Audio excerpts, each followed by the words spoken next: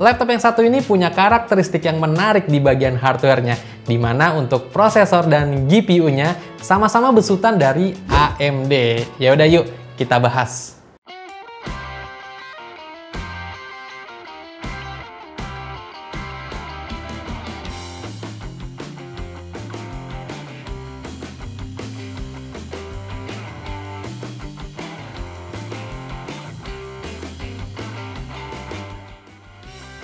Sebelum gue bahas laptopnya, siapa di sini yang belum pernah dengar AMD Advantage? Simak dulu nih. AMD Advantage adalah solusi dari AMD yang dibuat untuk menghadirkan kualitas terbaik pada laptop gaming, di mana disematkan CPU dan GPU dari AMD. Buat kalian yang punya kebutuhan akan laptop gaming, nggak perlu bingung lagi, karena teknologi pada AMD Advantage akan menjamin performa yang handal lewat hadirnya ketiga hal luar biasa ini. Pertama, adanya fitur Amplified Performance yang mampu memberikan kecepatan respon time yang lebih cepat berkat teknologi AMD Smart Shift.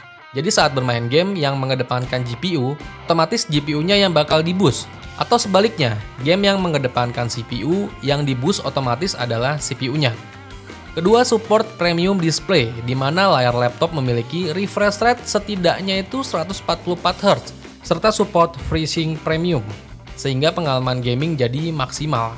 Dan yang ketiga, pastinya build to game dengan dukungan NVMe PCIe Gen 4.0, RAM DDR5 sampai 32GB, serta suhu palm rest yang nyaman dengan maksimal 40 derajat aja, karena sistem pendinginnya yang udah mumpuni. Jadi kehadiran AMD Advantage adalah terobosan yang membantu pengguna mendapatkan pengalaman gaming berkualitas. Kebetulan banget gue dapat kesempatan mereview laptop dengan standar AMD Advantage. Kenalin nih, Asus ROG Zephyrus G14. Untuk spesifikasinya sendiri, dia menggunakan prosesor AMD Ryzen 9 6900HS. Integrated grafisnya AMD Radeon 680M dan punya discrete grafik AMD Radeon RX 6800S. Sehingga laptop ini masuk dalam standar AMD Advantage. Gak ketinggalan, laptop ini juga udah punya RAM 32GB dengan storage SSD NVMe yang sampai 1TB. Sedikit kita bahas dulu soal prosesor dari AMD Ryzen 9 6900HS ini yang bakal jadi keunggulan utama dari laptop ini. Prosesor ini menggunakan arsitektur Zen 3 Plus dengan fabrikasi 6nm yang menawarkan efisiensi energi. Terbukti ketika pemakaian sehari-hari buat kerjaan gua seperti browsing-browsing riset cari bahan YouTube, edit video sekalipun baterai bisa awet sampai 7 jaman. Belum lagi ketika kabel power adapter nyolok, tenaga di laptop ini jadi makin ngebut. Prosesor AMD Ryzen 9 6900HS ini memberikan full performance core dengan 8 core dan 16 thread dengan maksimal TDP yang cuma di 35 watt aja. Dan yang pasti prosesor ini juga mendukung semua platform atau fitur terbaru, mulai dari DDR5, PCIe Gen 4, USB 4.0, sampai Wi-Fi 6E. Jadi dengan fitur teknologi terbaru ini, laptopnya dijamin bisa kita pakai bertahun-tahun dalam jangka waktu yang lama. AMD juga menyematkan teknologi AMD Smart Access Memory yang mengizinkan CPU untuk mengakses seluruh bagian VRAM jika dibutuhkan, sehingga CPU dapat memanfaatkan potensi penuh dari memori GPU. Terus fitur Infinity Charge di GPU AMD Radeon RX 6800S ini bisa kasih kita kenyamanan bermain game AAA dengan FPS yang tinggi. Selain itu nggak ketinggalan juga nih fitur eksklusif AMD Smart Shift bagi CPU Ryzen dan GPU AMD Radeon yang ada pada AMD Advantage Design Framework ini, di mana fitur ini akan mengizinkan sistem untuk meningkatkan power limit bagi sistem yang membutuhkan, baik ke CPU maupun GPU. Saat sistem sedang menjalankan load rendering buat konten yang berat ke CPU, maka CPU akan diberi power yang ekstra. Sebaliknya pada kondisi gaming, GPU akan diberi power ekstra. Terus GPU AMD Radeon RX 6800S ini juga punya fitur AMD FSR teknologi, sebuah fitur upscaling untuk meningkatkan gambar beresolusi yang lebih tinggi. Contohnya ketika kita lagi main game AAA, untuk gambar yang dihasilkan itu jauh lebih tajam dan detail dengan resolusi yang lebih tinggi. Fitur ini berjalan secara otomatis ya, dan nggak perlu memerlukan hardware lainnya untuk mengaktifkannya. Dan yang terakhir fitur AMD Radeon Pro Render, di mana para profesional kreatif bisa menghasilkan gambar foto realistik yang menakjubkan Tentu semua fitur-fitur ini berjalan by default atau bawaannya ya, tanpa kita repot-repot lagi untuk mengaktifkannya. Terus laptop ini juga punya RAM 32GB DDR5 dual channel yang dimana satu disolder dan satu lagi dibuat SODIMM supaya bisa diganti-ganti nantinya. SSD-nya di sini support NVMe PCIe Gen 4.0 dan punya kapasitas 1TB PCIe 3x4. Yang speednya sendiri udah kenceng, dan kita tes di Crystal Diskmark ada di angka 3584 untuk bacanya dan 3444 untuk tulisnya. Ya udah, langsung aja kita tes performa di beberapa benchmark berikut. Untuk Cinebench R20 Asus ROG Zephyrus G14 dengan AMD Ryzen 9 6900HS ini mendapatkan skor di angka 4120. Terus Cinebench R23 AMD Ryzen 9 6900HS ini mendapatkan skor multicore di angka 10.767 dan single core di angka 1323 yang dimana udah cukup kenceng juga buat laptop efisiensi daya kayak gini.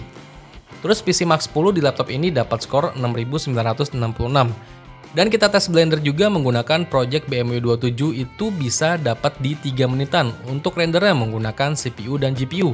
Dan 11 detik aja ketika kita pakai plugin AMD ProRender yang dimiliki dari AMD itu sendiri.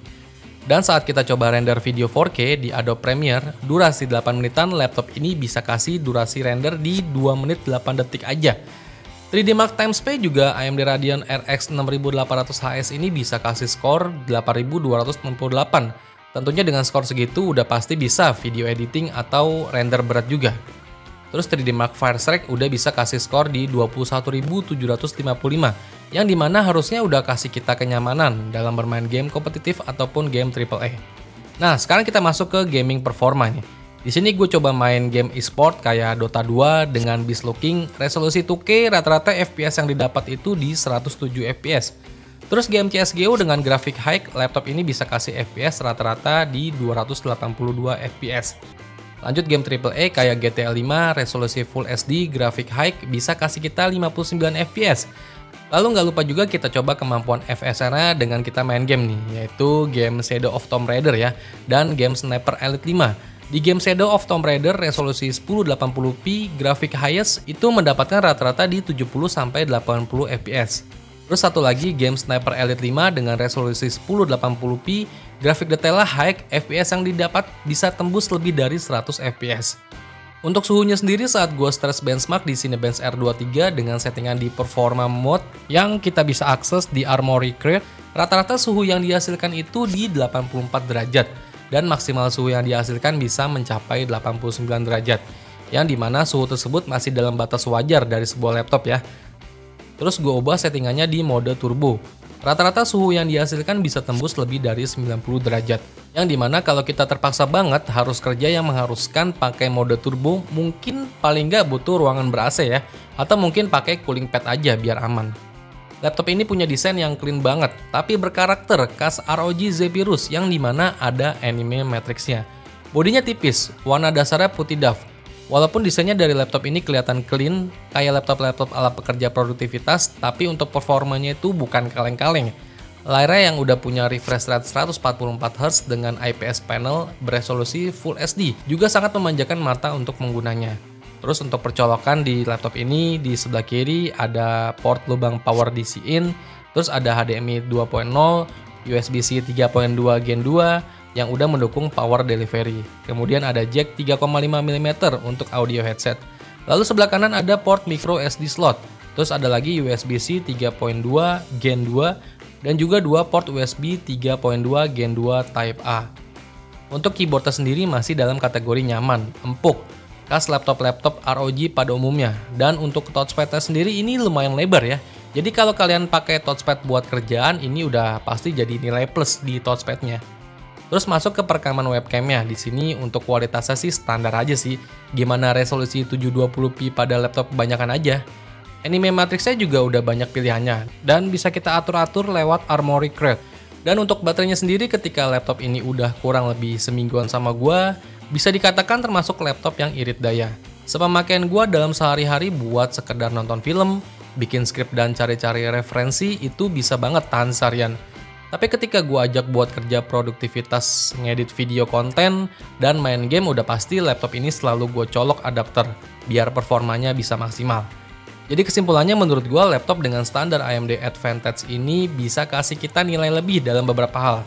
Dari segi performa yang powerful dan efisien, di mana prosesor AMD Ryzen 9 6900HS ini sukses buat gue produktif dalam kerjaan gue sebagai content creator. Ditambah lagi GPU AMD Radeon RX 6800HS yang bisa nemenin gua buat main game AAA yang nyaman tanpa takut adanya penurunan performa. Terus premium displaynya yang manjain mata kita banget dan udah bisa kasih kita respon time main game yang sangat cepat.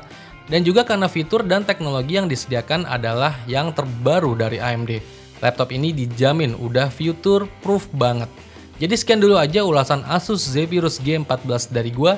Semoga bermanfaat buat kalian semua dan sampai ketemu lagi di video gua berikutnya. Vengga pamit, bye-bye.